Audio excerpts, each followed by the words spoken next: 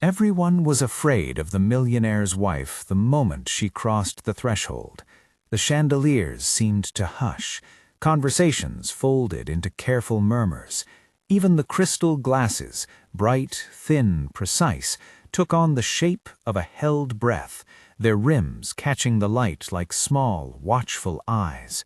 She moved through the dining room as if the room had been built around her, soft skirts, a jeweled clasp at the throat, a smile that never reached the corners of her eyes. When Valentina Moreira spoke, the air bent. Márcia's hand tightened on the strap of her bag as she stood behind the swinging service door, listening to the distant hum of the kitchen. This was her first week at LeBernardan, the city's most polished restaurant, a place that folded private wealth into public spectacle. Men arrived with collars that tasted of wine and impatience. Women sat like ornaments.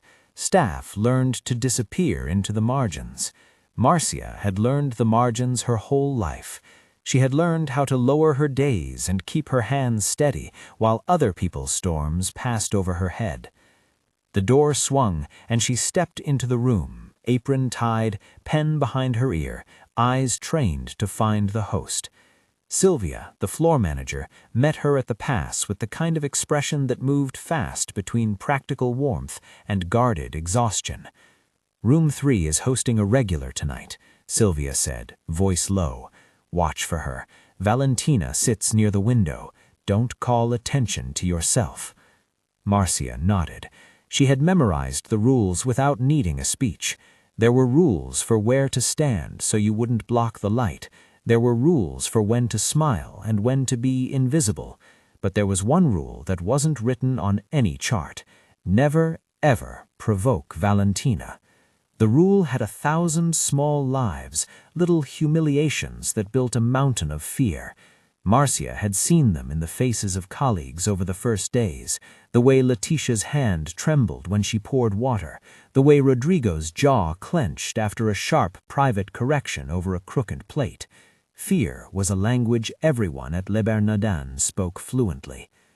Valentina arrived at her table with a small parade of attention, a husband who seemed to exist to be illuminated by her presence, 2 women carrying conversation like protective shields, a blanket of whispered compliments around her shoulders. Her laugh cut through the room, precise, practiced.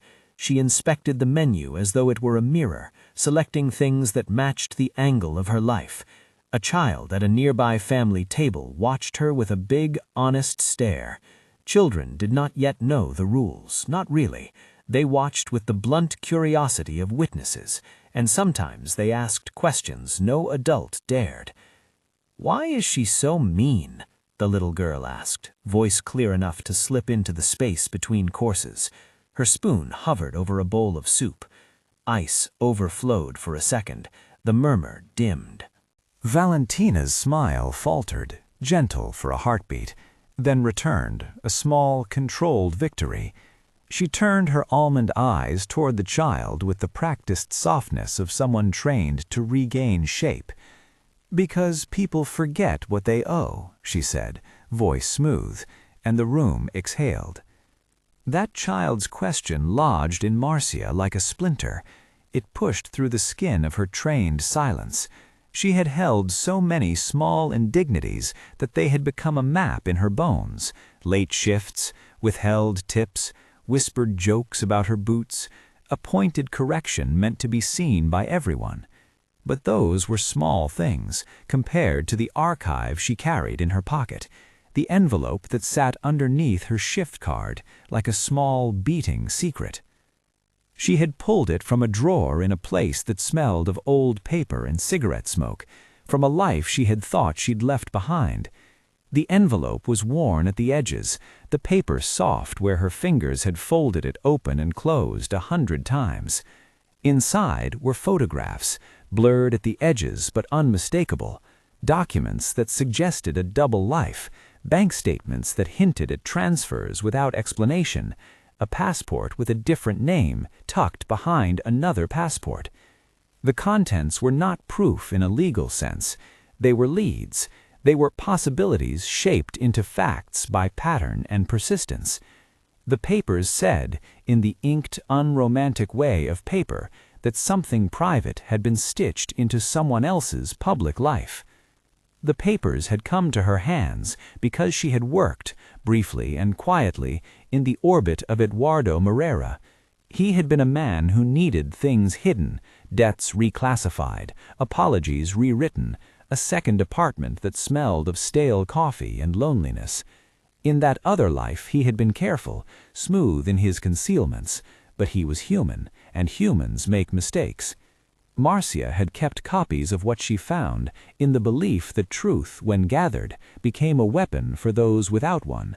Not a weapon for revenge, she told herself, a tool for justice. Sylvia watched her from across the room.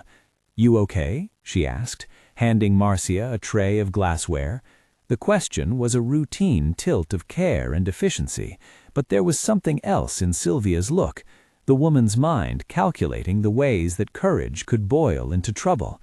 Sylvia had been at LeBernardan for years. She had seen promising young lives snuffed out by the pressure of the old order. She had learned to shepherd what remained human in her staff. Márcia forced a smile. "Fine," she said, "just nervous." Nervous could be translated as hunger, as the shot of adrenaline that comes when you taste a wrong and decide whether to swallow it or spit it out. A muscle tightened behind Márcia's ribs. The papers in her pocket felt heavier. She had rehearsed the scenario 1,000 times in her head, the right moment, the right words, the right witness, but rehearsal was not the thing itself. Real courage, she had learned in quieter rooms, was starting with your palms sweating and still moving forward. Across the dining room, Valentina adjusted her napkin. A server approached with a plate, and Valentina's eyes flicked to the left with disinterest. "Too much salt," she said, barely lifting her voice. The man who brought the plate turned pale. His manager had already heard the correction. She had seen the man shrink the day he left the pass. People left with their dignity chipped in ways that could never be put back together. It was this quiet dismantling that was the true currency of Valentina's power. Between the tables, Bruno moved like a shadow with shape. He was a young man with steady shoulders and a face that kept too much to itself. Most nights he was a busser or a coat check hand, sliding through the room with plates and plates of unwarranted empathy. In the staff room he would joke, deflect, laugh in a way that kept his life private. Few of the guests guessed that his hands had once steadied someone in a different kind of danger. He had been a bodyguard in another city a long term ago, for a name that no longer mattered.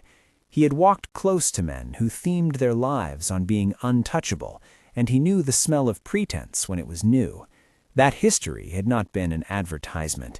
Bruno had not advertised himself as any kind of hero, but the knowledge sat in him like a coiled wire, an old training that never fully let him go.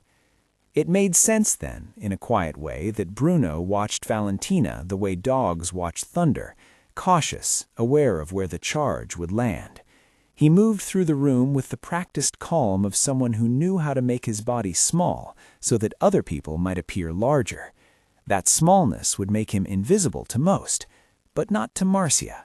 She had noticed the way he lingered just a beat too long at the edge of the table, the way his eyes tracked the arc of a cruel gesture and stored it. In him, she found an odd reflection, someone who had been close to power and not been consumed by it. He was not an ally yet, but his presence made a difference in the anatomy of fear. When the little girl at the next table asked her blunt question, the room's polite choreography stuttered. For a moment, the crystals above them trembled with the ghost of a sound. While other diners looked away embarrassed, Márcia felt something loosen inside. She had not come to LeBernardan merely to feed people. She had come to hold a place from which truth could be said out loud. The child's simple, honest inquiry made the question of staying silent impossible. Silence had a cost. Someone always paid it. Backstage, in the slim corridor that linked kitchen and dining room, Rodrigo, the chef, wiped his hands on his apron and muttered to Letitia about the taste of the night. Letitia's fingers were cleansed from the ritual of service and trembled with a private fury. "She did that on purpose," Letitia said. Her voice was low, but it had scale. "She waits for the moment the plate is not perfect. She waits." Rodrigo exhaled. "It's easier to hate the mirror than the mirror maker," he said. He was younger than his chef's hat implied, and his hands had an urgent care for the things he cooked, an artist's stubbornness wrapped in the sweat of a kitchen. He had learned to protect his staff in ways that were not always visible. When a regular's correction cut a server, Rodrigo sewed it up quietly. Extra break, a nod of solidarity, a schedule shift that was unspoken mercy. The staff survived on those gestures. The envelope in Márcia's pocket felt suddenly urgent. She had promised herself that she would not make a scene. She did not want to become the story. She wanted to be the instrument. But instruments must sometimes be struck to make a sound.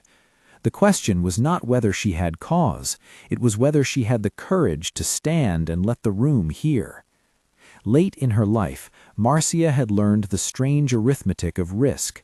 The weight of one truth could outweigh the years of silence. She had not been born into a safe life. She had kept secrets the way other people kept jewelry, close to the chest, polished from handling.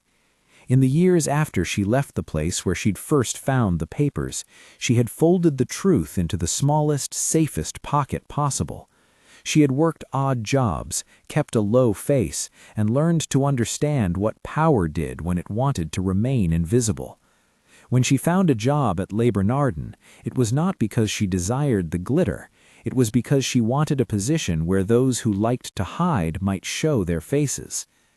That same night, Eduardo Moreira dined in a private booth under a low lamp that smelled faintly of old leather. He had the kind of presence that suggested he needed fewer things to be seen.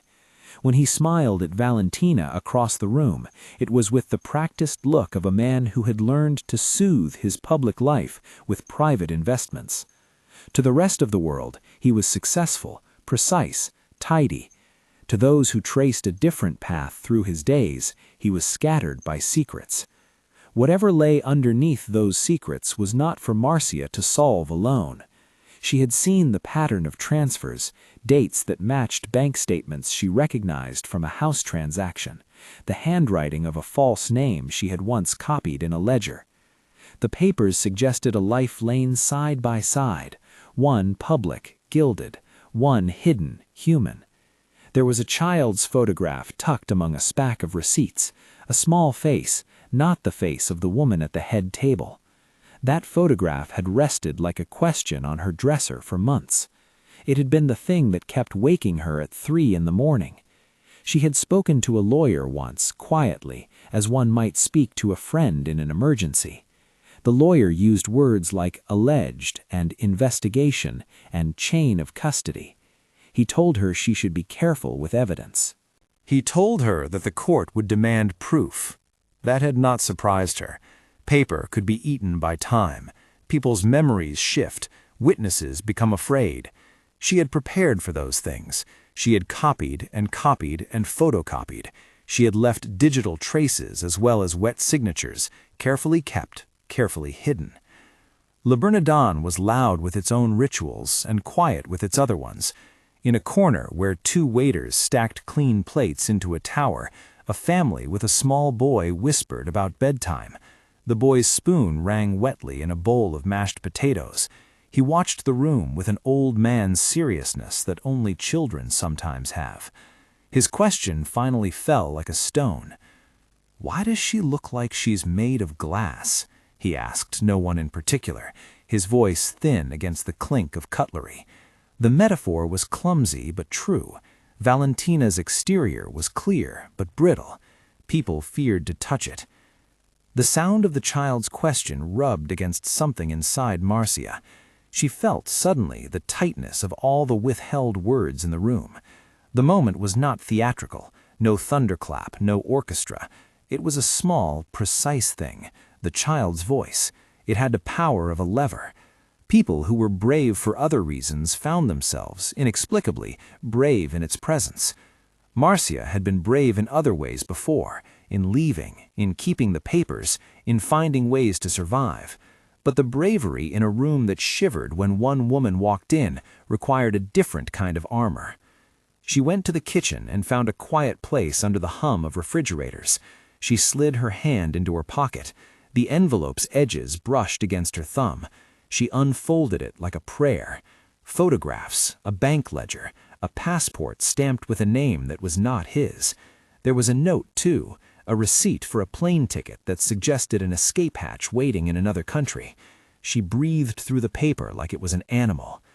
When she walked back out, the room smelled like roasted garlic and lemon, like perfume and money.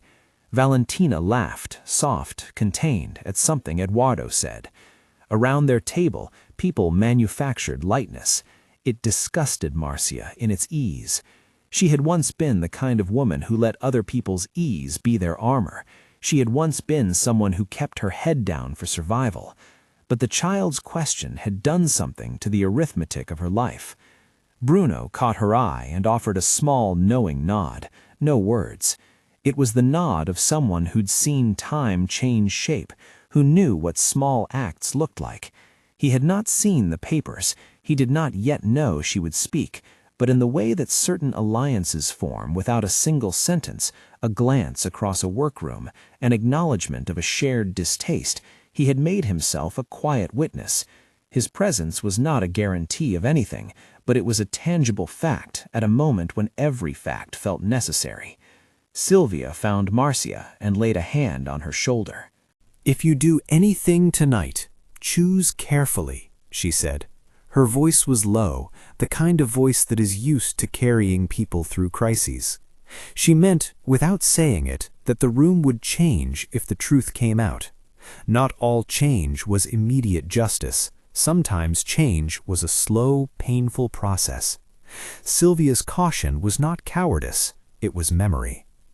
Márcia listened and felt the weight of what she was about to do. She had no illusions about the aftermath.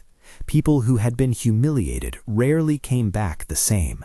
There would be legal questions, possibly danger, certainly gossip. There might be nothing, but there might also be the release of a pressure the restaurant had learned to accept as a constant. She put the envelope back into her pocket, the papers flattening against the inside fabric. It felt like holding a small hot coal. She returned to her station. She moved through the room like someone who carried a drum inside her ribs. You could not always hear it, but you could feel the cadence it made.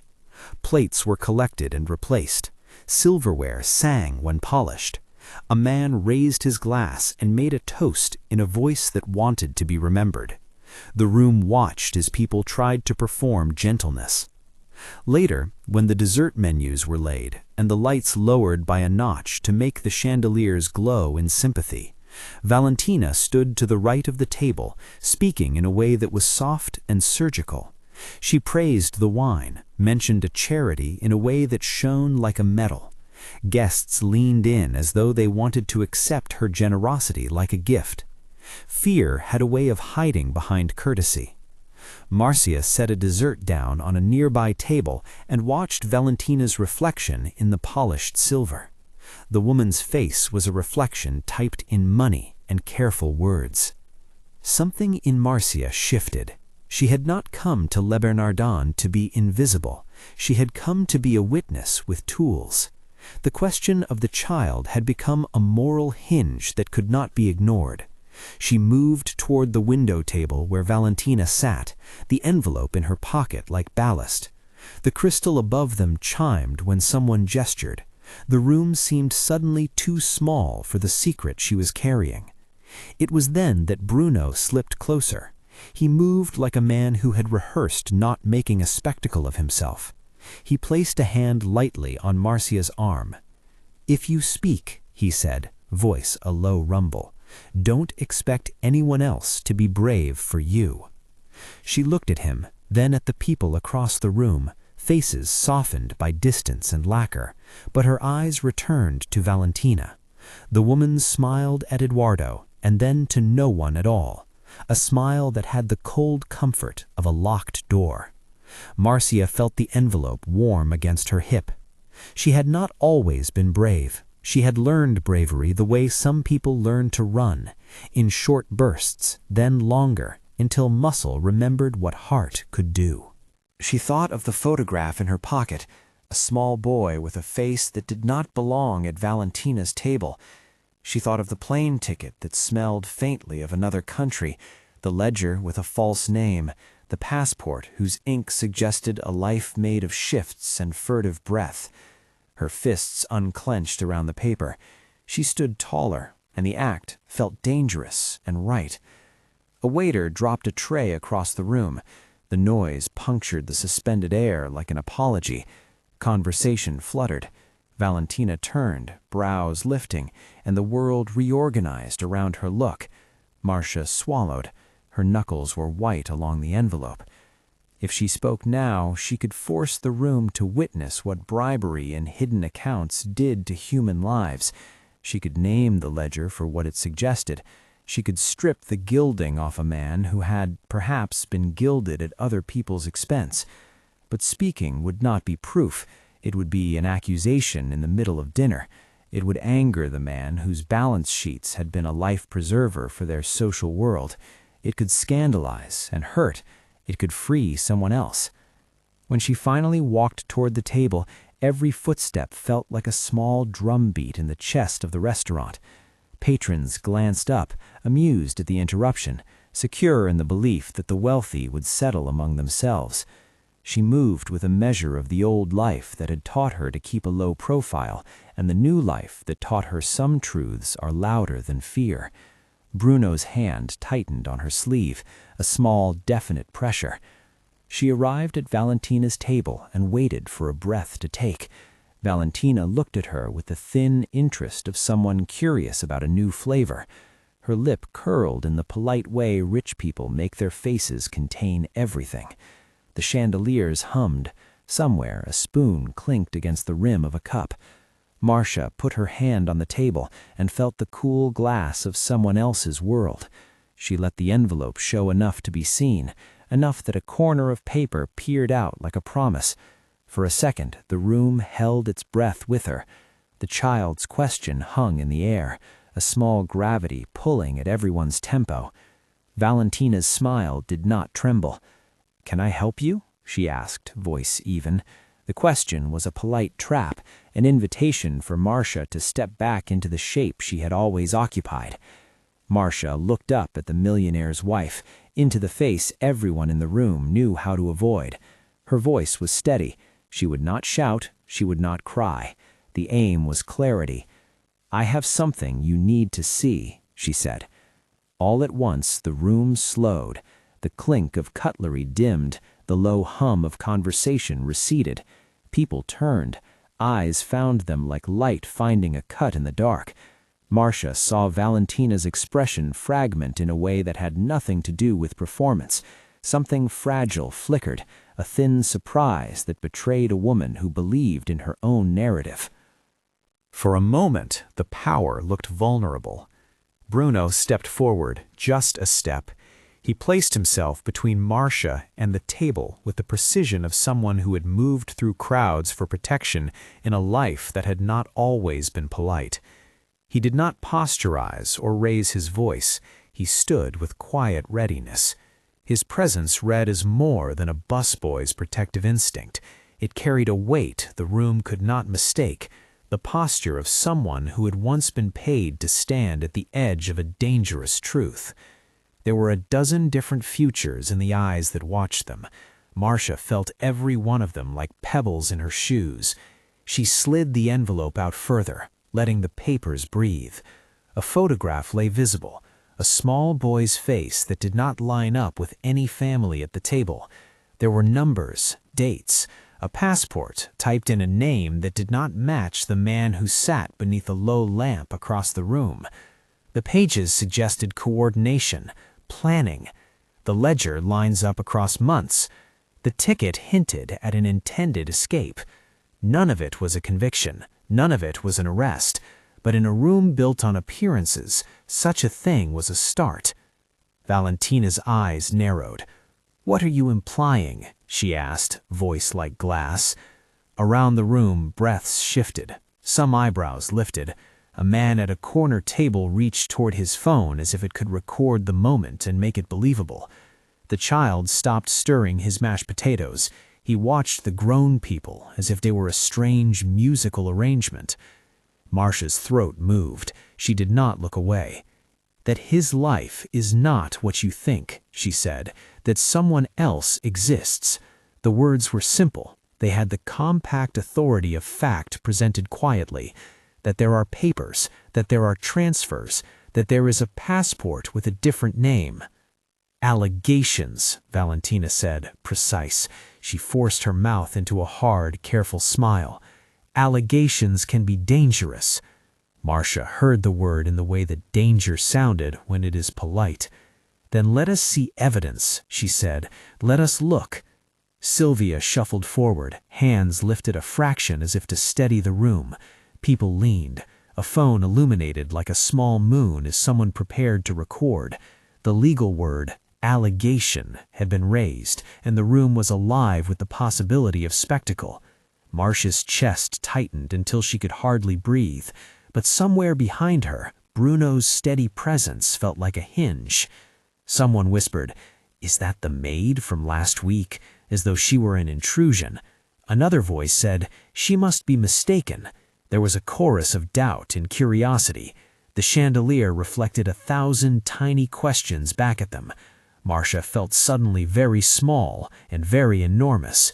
She had one chance, perhaps, to shift the room's balance.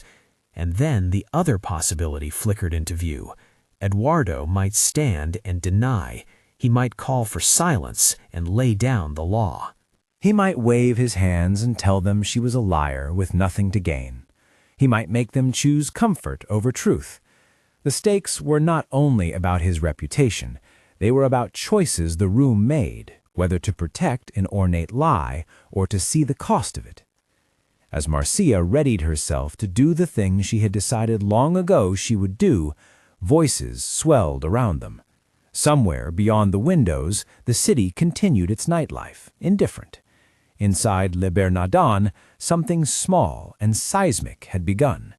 She slid the envelope completely out, the papers exposed, and waited for the moment when the world would tilt either toward silence or toward revelation. The hand of a child, still clutching a spoon, trembled as he leaned in. Bruno's fingers touched the edge of a page, steady as if to anchor a ship. "We should have witnesses," he said, low, not loud enough for Valentina to hear without leaning closer. His voice did not threaten, it offered an expectation. The truth ought to be seen by many. Márcia exhaled. She wanted witnesses. She wanted the weight of distance to become weight of proof. In the front booth, a man in a sharp suit, someone who looked like he used language as currency, pulled out his phone and angled the camera. A bartender in the far corner, frozen mid-mix, tilts his head to watch. The room had become an audience. Márcia had become the pivot. She opened her mouth to speak. The sound of her voice would determine the shape of the next scene. The envelope lay exposed between them, like a lamp. Valentina leaned forward, a small predator smelling a change in weather. She lifted a hand as if to touch the photograph. At that instant, from the private booth where Eduardo sat, the phone he had not thought to silence began to ring. A short, sharp tone, familiar and ordinary, broke the hush. Eduardo fumbled for it, his face blanching when the screen lit up with a name that meant other things, a buyer's number, a false alias, someone who no doubt thought his life was arranged according to plan. Márcia's voice did not break. "These are not my words," she said. "These are documents and dates and faces. If you want to call it less than that, call it what you like. But this could hurt people." Márcia's laugh was a thin blade. "You cannot come into my life, into my table, and speak of my husband's private affairs," she said. Her tone contained a threat that was cordial in its precision. Around them, chairs scraped. Someone muttered, "This is getting good." "Private affairs," Márcia repeated, the word steady, "have public consequences." The waiter at the next table set down a dessert spoon like a jury's gavel, eyes sharpened. Somewhere in the room, a child lifted a face and met the gaze of an adult who had been quiet until now. Márcia felt the accumulation of all those hesitations like armor.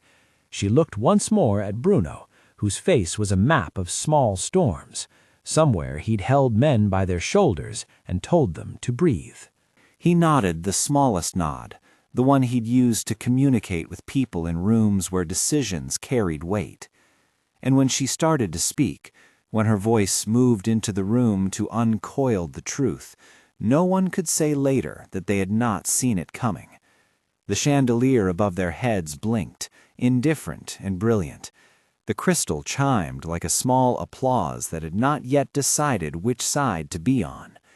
The envelope was open. The photograph stayed face up, a small, stubborn fact. The room leaned forward.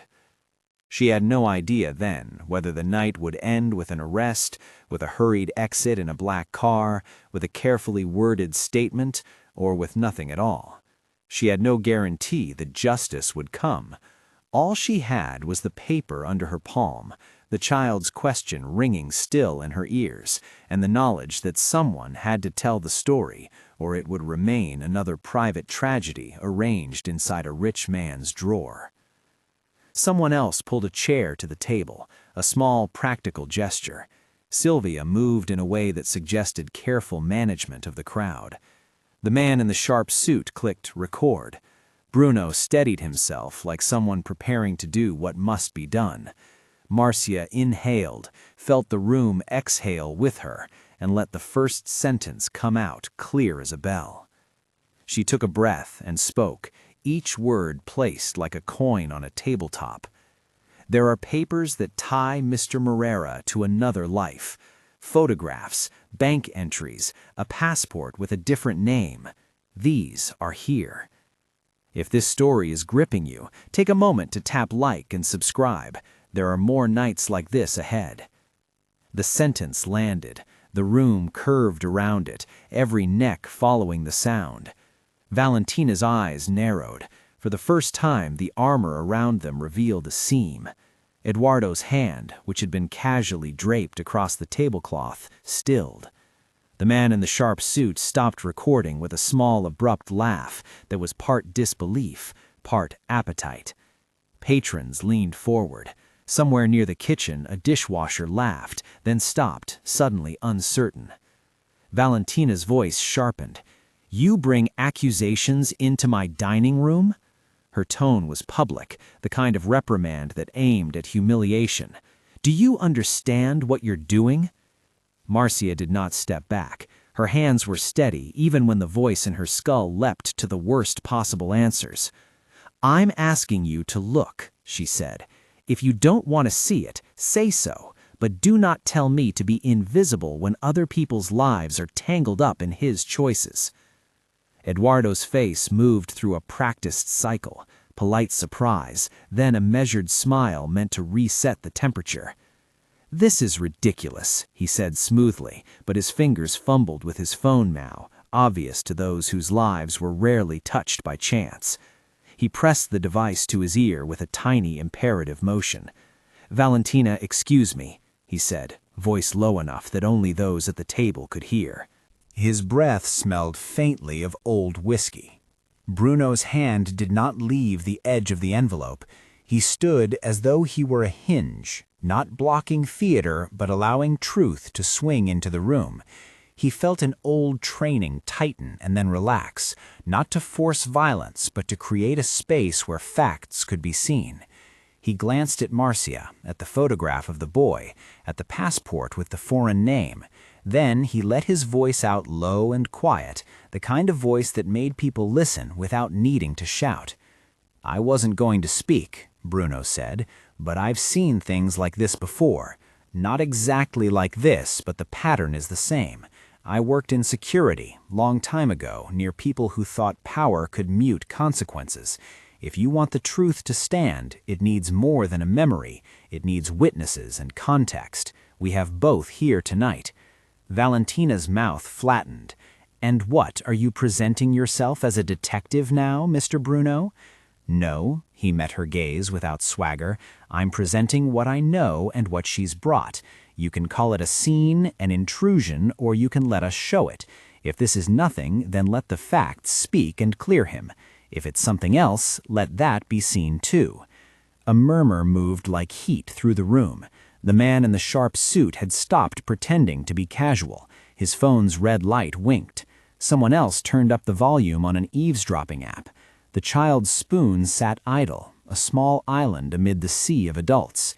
Eduardo finally looked up from his phone, the practiced look of a man used to fixing everything with an excuse. "This is a private matter," he said, and the phrase wrapped itself in a kind of polite demand. "We'll handle this privately." "No," Márcia said, softer but sure. "Not private, not when plans have consequences for people who aren't in this room." Sylvia moved forward, a small shield of management.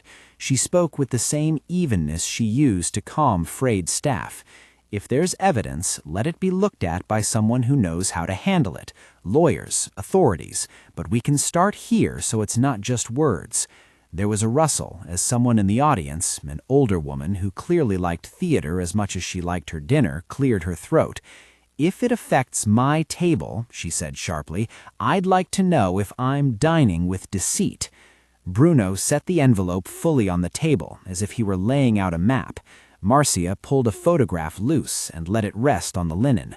A small boy, dark hair a little wild, looking directly into the camera with the narrowed seriousness of children who've been posed too many times. "He is not Mrs. Moreira's son," Márcia said. "That's not a judgment, it's a fact on paper." Valentina's hand hovered as though to push the photograph away. Her hands were manicured and cold. "What do you expect me to do about that?" she asked, though the question was more defense than inquiry. Bruno did a small, controlled thing. He took out his own phone and with a quiet thumb called a number. The action was small, practical, and out of character for the room's performance. People watched the screen light up. Eduardo's own phone thrummed in his pocket in immediate, annoyed sympathy. The call went through. Bruno pressed speaker. The voice on the other end was not loud, but it carried credibility, an official clipped note of recognition.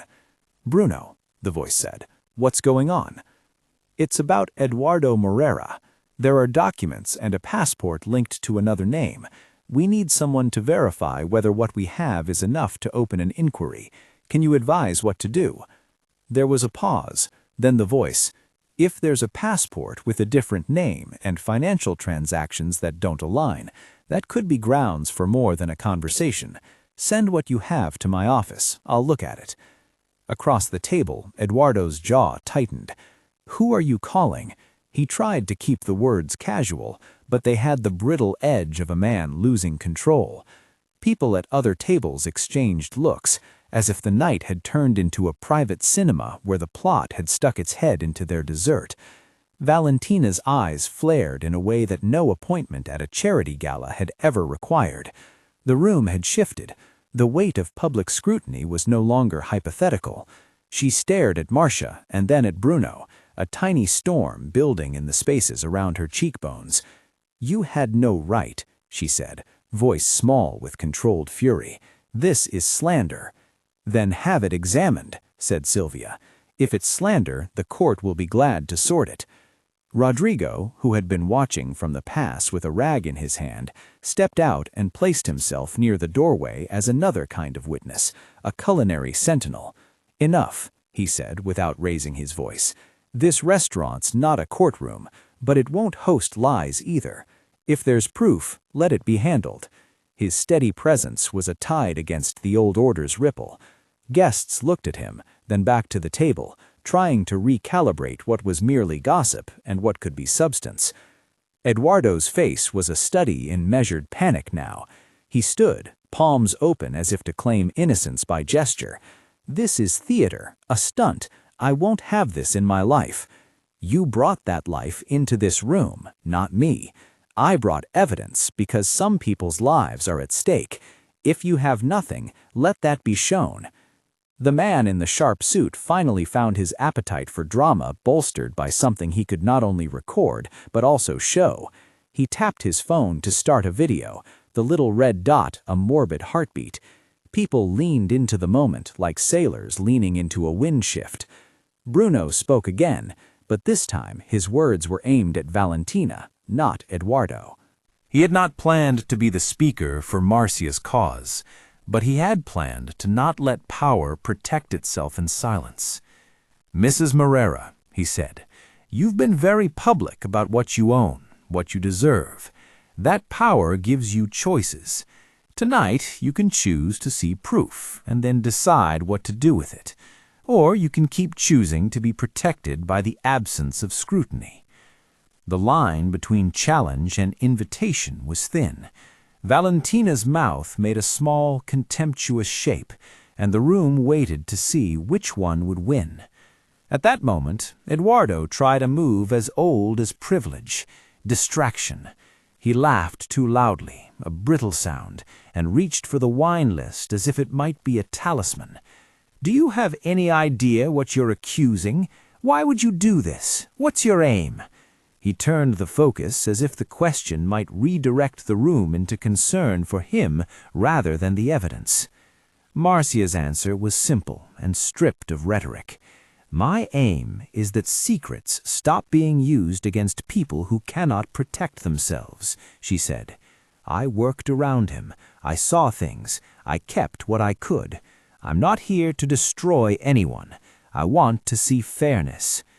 Valentina's face softened, not with humility, but with the narrow ache of someone surprised into confusion. She had built a life on assumptions. The man who smiled at her in private was the same man who smiled in public. The idea he might have an alternate life did not fit her pattern of interpretation. She had always assumed loyalty, because it was involved in the machinery of her social identity. "You expect me to believe this without proof?" she asked, hurt sharpening into indignation. Bruno looked at the passport on the table, an edge of laminated plastic peeking from beneath a bank list. He picked it up with the respect of someone handling a thing that could hurt somebody's life. The passport's inscription read a name that did not belong to the man who sat across the room. Numbers matched dates on transactions. He tapped the screen of his phone, then, with a few professional gestures, displayed an image, a scanned boarding pass with Eduardo's initials and an airline's logo, the departure city a place off the map of their usual lives. "I'm not asking anyone to murder a reputation. I'm asking that we all see what's in front of us. If it's nothing, it will be nothing, but if it's something, it must be handled the right way." A hush settled with the force of inevitability. The man in the sharp suit, no longer merely a spectator, leaned in, eyes glittering with the hunger for the next frame. The restaurant felt like a court and a theater at once. The chandeliers hummed, a brittle cathedral for the moment. Valentina stood. The movement was not an act of drama, but of someone needing to reclaim space. She paced a step, then another, as if the choreography of the room could be redone by motion. "You think me a fool," she said, each word a carefully sharpened edge. "You think I never notice things. Do you know how far I got to see what was private? Do you know what I would have done if I had thought anything?" Her sentence fractured. There was a sound from her throat like that of someone being rearranged by a truth she had never allowed into definition. For the first time, her eyes moved from performance to real fear. She caught sight of the photograph of the boy, and her breath snagged. Across the room, a phone vibrated, and the ringtone spilled into the air like a splinter. The screen showed a name that made half the nearby tables exchange a look, an alias used too often in the papers of the city. Eduardo lunged to silence it, but his hand trembled. The man in the suit stood and pulled his chair back in a small, decisive sound. "Let's not escalate into violence," the man said, calmly but with intent. He had the demeanor of someone who could not be easily ignored. "But if there's an airline ticket in someone's hand and a passport with another name, I'd advise calling someone who can check the records." Bruno had already done that. The person on the phone, someone who answered to a title that suggested the official weight of inquiry, had not promised arrest, but he had promised a look. In a world where the right eyes could make a small ripple in ocean, that was everything. Valentina's voice was lower now, anger giving way to a kind of hollow confusion. "You—" she started, then stopped. There were tears in her eyes, surprising and sharp. The facade slipped, and a domestic, private hurt appeared like the shadow of a hand where none ought to be. "You think I didn't notice? You think I couldn't tell?" She looked at Eduardo, and the man there's private smile did not comfort her the way it had yesterday. "Am I supposed to thank you for this?" "You're supposed to look," Márcia said. "Look at the papers and decide what to do." Eduardo rose, his composure ragged at the edges now. He reached for the passport, then stopped, as if hands committed to a course could not change without proving ground. "This is slander," he said. "We'll take this to a lawyer. You'll be sued." "If it's slander, let the lawyer decide," Bruno replied. His voice was steady. "But I can tell you from experience, when something like this exists, there are often consequences that drag other people into them. Better to see it now than later." At that, a hush of moral algebra settled. The room held its breath as if it were an audience waiting for a judge to enter. Valentina's face was pale, not the cultivated pallor of someone putting on faces, but a drained color that comes from being surprised to be human.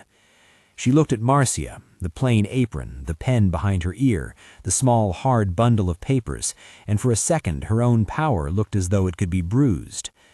"Why?" she whispered. The word was not accusation, but a raw plea to understand how her life had been threaded into someone else's story without her knowledge. Márcia saw not a monster, but a woman who had been invested in a story that included a man she loved because she had thought she knew him. The camera of social life had never allowed her to imagine otherwise. Márcia did not gloat. There was no sweet satisfaction in a human unmaking, only the need for truth. "Because secrets hurt people," Márcia said. "Because a child deserves to be named and protected. Because men and women who hide things in drawers make lives messy for others. I'm not here for a spectacle. I'm here so that the people who are harmed can have a chance." Sylvia stepped closer, and with the pragmatic steadiness of a woman who had kept staff whole in worse storms, leaned in. "This restaurant won't be used to hide harm," she said. "If there's work to be done, we'll do it properly. If it's nothing, we'll move on, but we won't pretend we didn't see." Valentina's lips trembled. She sat back as if suddenly exhausted. The room felt like a stage holding its breath between acts. Someone in the back whispered, "I didn't expect this tonight," and a laugh leaked from a nearby table, the kind that tries to make light of something too big to be light. It was then that a woman at another table, neither of the affluent coterie nor a server, stood. She looked at Valentina with a level, almost plain gaze, then turned to Eduardo. "If you have a second life, then the people in it deserve to be known, not exposed for show, but named and given standing. We don't need to be cruel, but we need to be honest." The man in the sharp suit lowered his phone and seemed to be doing something other than recording for sport. His fingers flew over the screen, and shortly after, the restaurant's front door opened. 2 officers, plainclothes, not the kind that bring noise to a room, entered, guided by the kind of procedural call that follows credible tips. They did not shout, they did not make a scene. They simply walked to the nearest manager, introduced themselves, and asked for a moment. Eduardo's face drained further. He tried to smile a professional smile that had soothed many meetings. "This is unnecessary," he said weakly. "We can handle it without—" One officer, a woman with a gravity that did not need to shout, looked at him levelly. "We received a report of possible identity issues and suspicious financial activity," she said. "We're not making accusations here. We're asking to preserve items until we can verify them. You understand?" The room watched as the machinery of real inquiry started moving in. It was not a dramatic arrest. It was bureaucracy's quiet correctness, the kind of thing that cuts through theater and insists on evidence. Valentina's shoulders sagged. She wrapped her hands around her napkin as if to hold herself together. She had been the person who directed quiet calamity towards others. Now calamity came to her doorstep, and she did not know how to wear it. She looked at Márcia with something like an apology before she had the language to shape it. The air between them was full of unsaid things. "We will cooperate," Valentina said finally, voice small and brittle. "If there's something, I want to know. I want to know everything." It was not a public confession, not yet. It was a human request to see the truth about a life she had believed she owned. The room exhaled with the weight of that conditional surrender. The officers asked to secure the passport in the ledger. They explained they would need to speak with witnesses. The man in the sharp suit offered his contact as someone with knowledge of the law. Bruno handed over an image on his phone, showing a time-stamped boarding pass, a bank transfer with partial details, and a telephone number that linked to an alias Eduardo had used. The officer made notes. The language used with the public was careful, alleged, possible, subject to verification. Eduardo stood with the thin look of a man whose market for sympathy had suddenly narrowed. Guests murmured. Some stood to leave, jawed with judgment. Some stayed, transfixed. The child who had asked the first blunt question sat very still, watching adults rearrange the truth like furniture. Valentina's hand found Eduardo's and squeezed, the action less comforting to him than to her. Outside, flashbulbs had not yet found them, but the night had already picked up a rumor, a new current. Word would travel. The officer asked for contact information, and Sylvia, practical to the last, offered the staff's statements and records of what had been seen. Rodrigo's note of when the passport had been presented in the kitchen months prior was remembered vaguely and given as a possibility. People who had been humiliated once had learned to tell secrets to the right ears. A lawyer appeared, not summoned with drama, but with a swift text from the man in the suit to a professional acquaintance. He moved with the exactness of someone used to the weight of reputations. His first suggestion was reasonable. Preserve evidence, make statements, no hasty public condemnation until verification. But he also advised prudence, advising Valentina to consider counsel to handle the fallout. Valentina agreed, though her voice was small when she did. Márcia watched as the machinery of investigation clicked into place. She felt adrenaline ebb into a stillness she had not had since leaving the other life. She had given the papers, and now she could not control what would be done with them. That was not hubris. That was the surrender of a person who had decided someone else's welfare was worth the risk of being wrong. Outside the window, a car idled. Someone photographed from the sidewalk. The night logistic of scandal adjusted itself like a nervous animal. But inside LeBernardan, the motion had the dignity of procedure. The officers did not handcuff. They made notes, asked for preservation of records, and left with a promise to be in touch. The man's attempt to slip from scene into control had failed. The room had not sheltered him. Valentina walked to the edge of her table and looked at the people who had been her audience for so long. For months, perhaps years, she had used that audience to polish her image. Now she stood with the rawness of someone whose image had met a fact. Uncomfortable, naked, but somehow salvageable if she chose rightly. Tentatively, she came to Sylvia and asked, voice quivering, "What happens after this?" Sylvia, who had steered many storms, did not mince truth. "We'll cooperate. We'll put people first. You can begin by making sure the staff knows you intend to be part of the solution, not the object of spectacle. Public things will happen, but they don't have to be cruel." Valentina nodded, tears threatening. The room settled into a new, unsure posture. Conversation resumed around them and drifted in halting ways. People cleared plates slowly, as if afraid to break a spell. The child looked at Márcia with the kind of soft, accumulating appreciation that only children give when adult things make sense. The waiter at the adjacent table brought a dessert in a way that was hesitant, and Márcia took a breath that tasted like relief and the salt of what had been given up. "You did the right thing," Márcia murmured to Márcia, not for the room, but for the woman who had risked everything. The words were small and held like a hand. Márcia swallowed the gratitude and the ache. Bruno stayed a moment longer. He had been a hinge tonight. He knew the mechanics of what would come. He looked at Valentina, no longer an emblem to the world, but a woman to whom truth had been shown, and at Eduardo, who was arranging excuses like armor. He did not want revenge. He wanted a room where people could work without the threat of being dismantled by a private life that had public consequences. "So, what now?" Bruno asked, voiced to Márcia more than to anyone. "Do we go to the police? Do we send copies to the lawyer? Do we find Clara? If there's another woman, if there's another life, she should have a voice." Sylvia nodded. "We call who needs to be called. We make sure the records are preserved and that legal help is engaged. We do it properly." The man in the sharp suit had by now become a resource for the staff, though his motives were tangled with his appetite for narrative. He made calls, forwarded images to a firm that could examine financial transfers.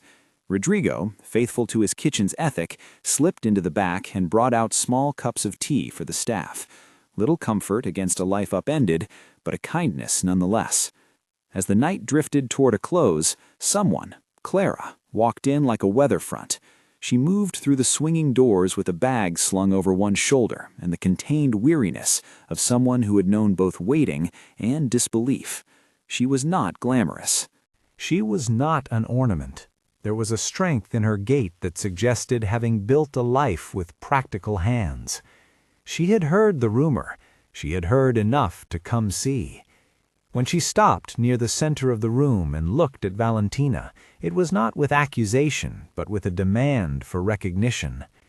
Valentina saw her, and for the second time in the evening, looked truly unmoored. This woman, Clara, was proof from a different axis, not paper alone, but presence. They eyed each other.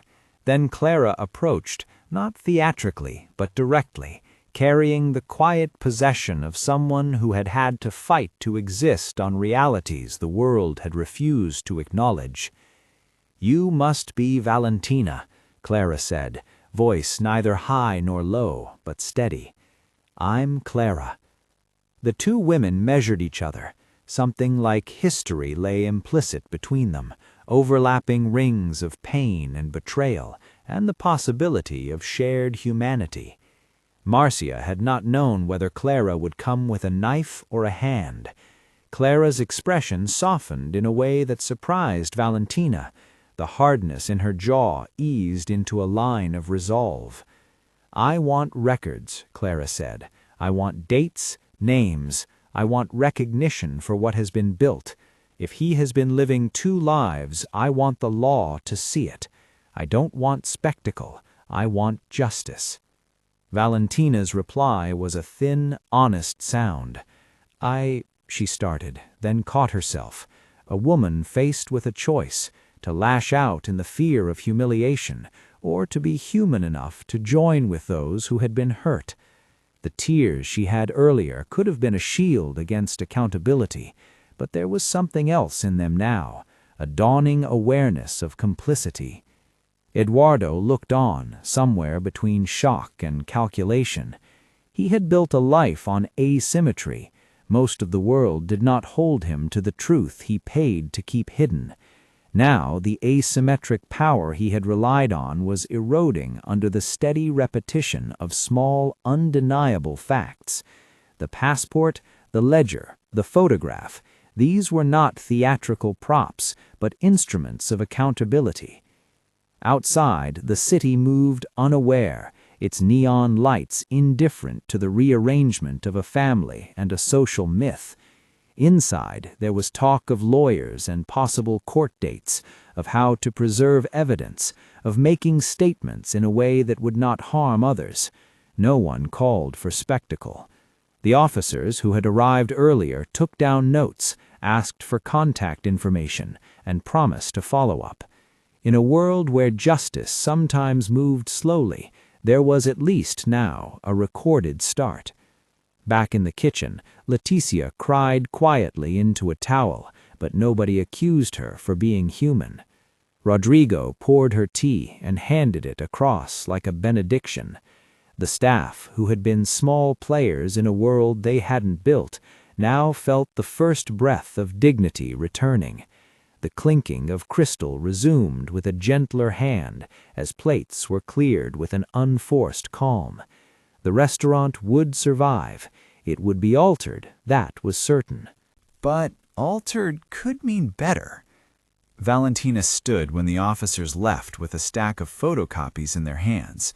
She walked slowly across the room to the staff. Her heels clicked on the tile. A different music now. Humble, uncertain, but real. She did not make a speech. She did not demand, at least not yet, that the staff forgive her. She set down a small stack of cards, an apology, a first step toward restitution, and offered to fund counseling for those who had borne humiliation under her presence. It was the beginning of something that might become a true atonement. "For what it's worth," Valentina said to Márcia, eyes not looking away, "I'm sorry. I thought I knew the map of my life. I was wrong." The words were small. Márcia considered them as one might consider the first rain on dry earth. It does not erase the drought, but it is a start. "You don't need my forgiveness," Márcia said. "You need to do what's right for everyone." Valentina nodded.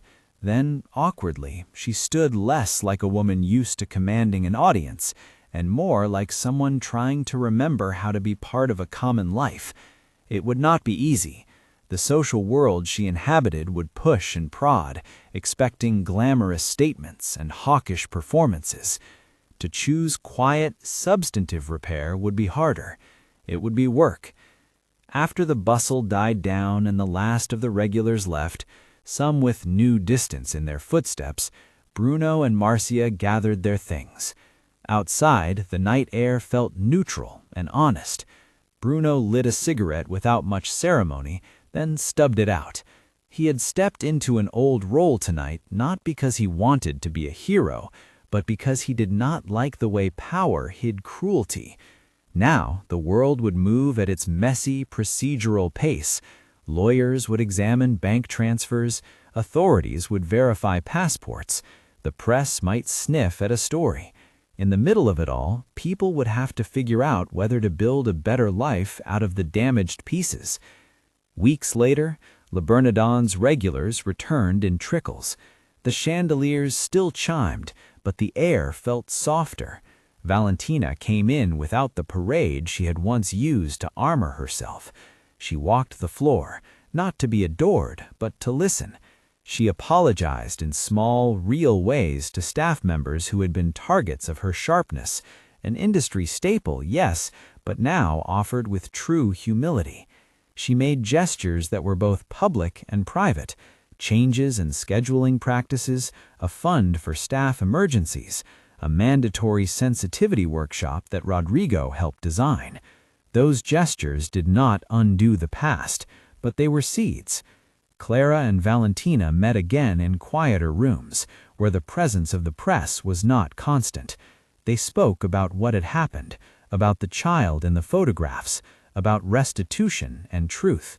Valentina discovered, in the meetings of blunt appointments and legal counsel, that being stripped of an easy narrative allowed her to feel what she had been missing in power: accountability and the chance to be human. Eduardo's fate was a mix of legal and social consequence. The investigators moved carefully, using terms like alleged transfers and possible identity discrepancies. There were hearings, there were interviews. Some of his defenders circled and made claims of slander. Others, those who had business ties to him, chose prudence and distance. In the end, the public record would not be reduced to a neatly packaged moral. It would be messy, procedural, and often disillusioning. But the crucial thing was that there was now a record, a place truth had been lodged where it could be examined. Márcia returned to her shifts with a quiet newness. People approached her differently, some with praise, some with suspicion, some with the small practical gratitude of people who had been seen. She did not make speeches. Her life did not change in the way tabloids might have promised. She continued to work, to save, to hold the things she had sheltered. The envelope that had started it all was now part of an evidence file, copies stored with lawyers and investigators. It was no longer the private weapon it had once been. It was documentation in service of accountability. The staff of LeBernardan began to breathe easier. Letitia laughed without flinching at a mistake in the kitchen. Rodrigo took more lunches with his team.